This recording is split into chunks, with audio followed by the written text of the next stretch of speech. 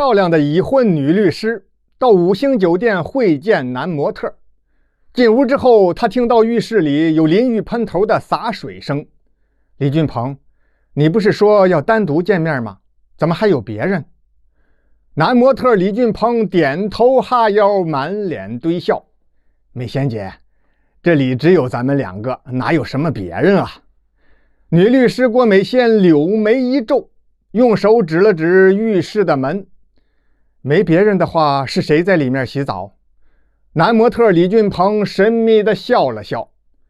姐姐多心了，进去看看，你自然就明白了。郭美仙真有点生气了，心想这个李俊鹏怎么回事？我知道里面是谁呀，你就让我进去看看，哪有在陌生人洗澡的时候推门而入的道理？美仙姐真的不要多想，这里面的确没有人，是我专门为你准备的礼物。女律师郭美仙再看这个男模特李俊鹏，嘴角上翘，两眼放光，态度非常诚恳的样子，心里更加疑惑了。不过他还是没有听李俊鹏的指挥，站在浴室门前，扭头盯着李俊鹏的眼睛。你不是说有个关于维权的案子想要咨询我吗？我可没时间谈别的，你最好有话直说，要不然我走了啊。别！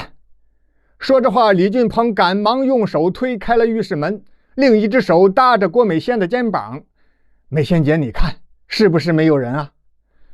女律师郭美仙往里一看，果然浴室里空空荡荡，没有人，淋浴喷头还在不停地洒着水，豪华浴缸已经满了。李俊鹏，你这是唱的哪一出？浪费这么多水干什么？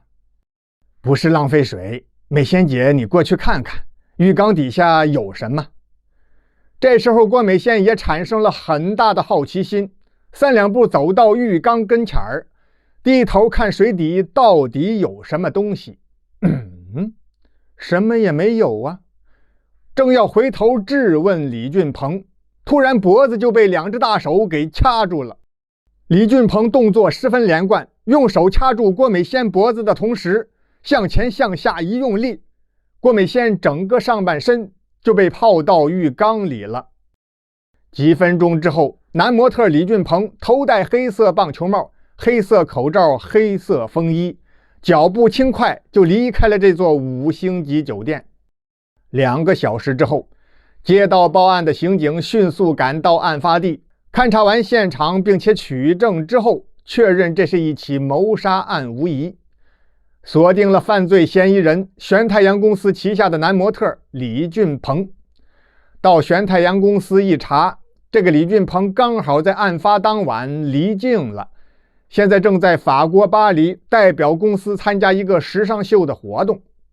专案组很快通过有关途径联系上了巴黎警方，从时尚秀的现场后台将李俊鹏抓捕归案，引渡回了国内。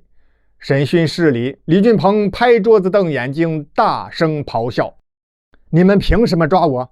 我是守法公民，你们这是滥用职权，侵犯人权。李俊鹏，刑侦队长铁小军把眼一瞪，我们怎么可能随便抓人呢？现在有你的开房记录以及酒店的监控录像，而且有证人可以证明你跟被害人是1周前在朋友的生日宴上认识的。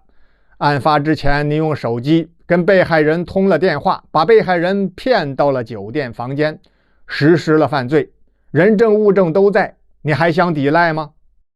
李俊鹏一看实在是没有别的话说，他无奈地瘫软在椅子上，一咬牙一跺脚，像是下了很大的决心。好吧，看来我只有实话实说了。那天晚上我一直和一个朋友在一起，根本就没去过那家酒店，更别说作案杀人了。哦，你跟哪个朋友在一起？他叫什么名字？这个你们不用管，反正我是跟朋友在一起，没去过那个死了人的酒店。李俊鹏，你要是这么说的话，我们只能认为你是胡说八道而已。最后实在是没办法，李俊鹏才吞吞吐吐说出了一个名字。原来他跟玄太阳公司的董事长夫人有不正当的男女关系。当晚他在上飞机之前一直陪着董事长夫人潘茵了。警方上门一找，说是潘茵不在公司，也不在家，此时正在上海出席一个博览会。而且玄太阳公司的董事长秘书说，我们董事长夫人啊，人早就在上海了。回到局里，刑警小木汇报完经过之后，给队长铁小军递了一支烟。队长，人家那个董事长夫人早就去了上海了，案发当天根本就不在本地。我看就是这个李俊鹏不老实，想拖延时间。刑侦队长铁小军摆了摆手，莫大林同志，你的头脑太简单了。你怎么知道玄太阳公司的秘书不是听了董事长夫人的指示之后故意向你说谎呢？这反倒有点此地无银三百两的意思。队长铁小军认为此案并不简单，说不定背后另有案情。他请示局长之后，办理了相关手续，带上小刑警穆大林赶往了上海。简短截说，玄太阳公司的董事长夫人潘茵很快也被带到了警局。铁队长，我再说一遍，我跟那个模特李什么鹏的没有任何私人关系，他只是我们公司的一个普通雇员而已。如果再要胡说八道的话，我会让律师起诉他诬陷和造谣的。这位董事长夫人潘茵与公司男模特李俊鹏是各执一词。最后李俊鹏为了洗脱罪名，救自己不死，一咬牙一跺脚，又有了新的证词。铁队长，天地良心，我真的没有杀人啊！我跟潘茵也的确是情人关系，那天晚上我一直在小别墅里陪着她了。他身上有这么2个特征。什么特征呀？这个李俊鹏就说，潘茵的左边臀部有一只纹身梅花，右边臀部有一颗黑痣。这个事情千真万确。队长，您可以派人去证实一下，如果我跟他没有关系，是不可能知道这些的。